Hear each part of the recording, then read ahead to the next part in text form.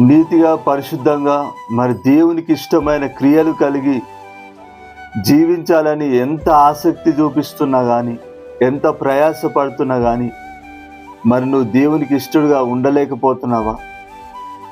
నువ్వు ఏదో ఒక పాపం చేసేస్తున్నావా? నువ్వు ప్రియ సహోదరి సహోదరుడా, మరి దేవుడు నీతో వాగ్దానం చేస్తున్నాడు. మత్తయి సువార్త 5వ అధ్యాయము 6వ వచనంలో చూసుకుంటే గనుక, నీతి కొరకు ఆకలి దప్పులు గల వారు ధన్యులు, వారు తృప్తిపరచబడుదురు. హల్లెలూయా. మరి నీతి కొరకు ఆకలి దప్పులు అంటే మరి ఆసక్తి. హల్లెలూయా. పరిశుద్ధంగా జీవించడానికి మరి నువ్వు ఆసక్తి కలిగి ఉన్నావా? దేవునికి ఇష్టడుగా జీవించడానికి ఆసక్తి కలిగి ఉన్నావా? హల్లెలూయా. అయితే మరి దేవుడు తృప్తిపరచబడుదునని చెప్పి దేవుడు సెలవిస్తున్నాడు. హల్లెలూయా. అంటే మరి నీతిగా పరిశుద్ధంగా దేవునికి ఇష్టంగా జీవించే సామర్థ్యమును